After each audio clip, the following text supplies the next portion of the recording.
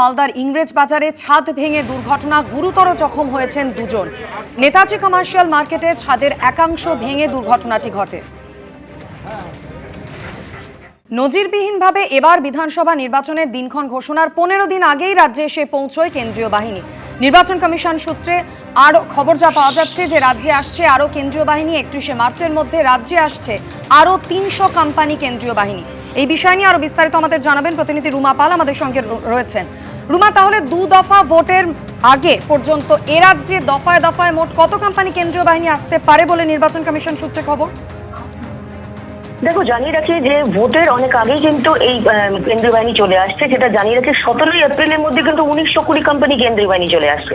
সেখানে 31শে মার্চের মধ্যে 300 কোম্পানি কেন্দ্রীয় বাহিনী আসছে এবং এই রাজ্যে কিন্তু 1 মার্চ এবং 10ই মার্চের মধ্যে কিন্তু এসে গেছিল 480 কোম্পানি কেন্দ্রীয় বাহিনী।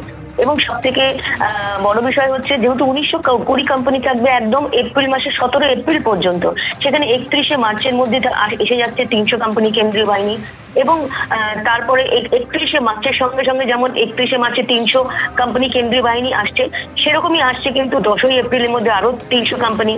13ই এপ্রিলের মধ্যে আরো আসছে 277 কোম্পানি কেন্দ্রীয় বাহিনী। 17 এপ্রিলের মধ্যে আসছে 743 কোম্পানি কেন্দ্রীয় বাহিনী।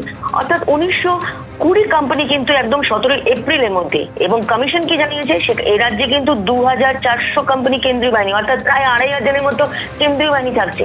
সেটা কিন্তু প্রথম দফাতেও থাকবে এবং দ্বিতীয় দফাতেই থাকবে। যখন এই রাজ্যে ভোট আছে তখন কিন্তু অন্য রাজ্যে যে বিধানসভা ভোট হচ্ছে সেটা শেষ হয়ে যাচ্ছে এবং বিধানসভা ভোটে যেখানে অসম থেকেও আসছে, অন্য জায়গায় মণিপুরে নেই কিন্তু মণিপুর থেকেও আসছে, অন্য জায়গা থেকেও সমস্ত বাহিনী আসছে। অর্থাৎ একদম যে ইলেকশন শুরু হচ্ছে তার অনেক আগে, প্রায় 1 সপ্তাহ আগে পর্যন্ত পুরো 1920 কোম্পানি এবং তারপরে প্রতি দফায় কিন্তু থাকছে 2500 করে কোম্পানি কেন্দ্রীয় বাহিনী। অর্থাৎ আটো করে একদম নিশ্ছিদ্র নিরাপত্তা দিয়ে কিন্তু নির্বাচন কমিশন এই ভোট করাতে চাইছে। আরো একটা বিষয় বলে দিই যে এই কেন্দ্রীয় বাহিনী নিয়ে একাধিক অভিযোগ থাকে এবং বিভিন্ন ঘটনা ঘটার যে রিসেন্ট যেটা সম্প্রতি যে ঘটনা ঘটেছে, সেক্ষেত্রে বিরোধীরা বক্তব্য ছিল যে এই কেন্দ্রীয় বাহিনীকে ব্যবহার করা হচ্ছে না। কেন্দ্রীয় বাহিনীকে যাতে সঠিকভাবে ব্যবহার করা হয়, সঠিকভাবে রুট মার্চ এখন এই মুহূর্তে চলছে, কনফিডেন্স বিল্ড আপ চলছে এবং কেন্দ্রীয় বাহিনী যাতে সঠিকভাবে কাজ করে সেটা দিয়ে বারবার কিন্তু সেই নির্দেশই যাচ্ছে। এবং এর সাথে এটাও ঠিক যে কেন্দ্রীয় বাহিনী যাতে কোনো আতিথ্যতা না গ্রহণ করে। এর আগে আমরা দেখেছি অনেক ভোটের সময় দেখা গেছে কেন্দ্রীয় বাহিনী নিয়ে অনেক অভিযোগ আসছে, সেক্ষেত্রে কেন্দ্রীয় বাহিনীর ক্ষেত্রেও কিন্তু বলা হয়েছে কমিশনের তরফ থেকে তারা যেন কারোর কোনো আতিথ্যতা গ্রহণ না করে। তাহলে যদি এরকম মনে হয় যে কমিশনের যে কেন্দ্রীয় বাহিনী কোনো অফিসার যে এই ধরনের ঘটনা ঘটিয়েছেন বা তারা কিন্তু কাজে ফাঁকি দিয়েছেন বা আতিথেয়তা গ্রহণ করেছেন, তাদের ক্ষেত্রেও কিন্তু কড়া পদক্ষেপ নিতে চলেছে বা নিয়েছে কমিশন। ধন্যবাদ রুমা।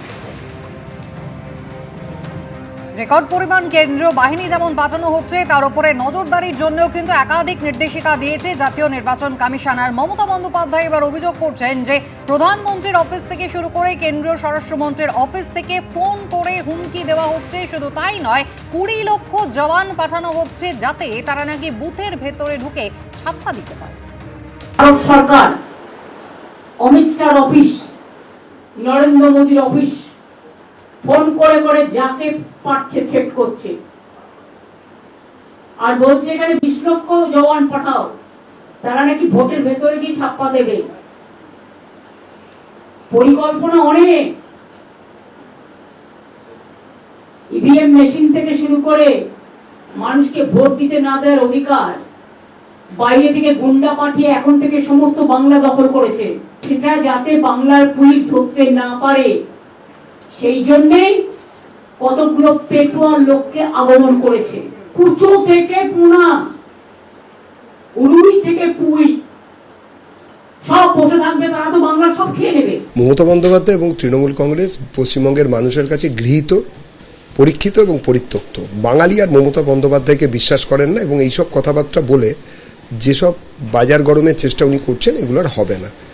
গরম পড়েছে, তার সঙ্গে নিশ্চিত হারের আতঙ্ক ওনাকে তাড়া করছে। 26-এর নির্বাচন তৃণমূলের বিসর্জন। এবিপি আনন্দ এগিয়ে থাকে, এগিয়ে রাখে।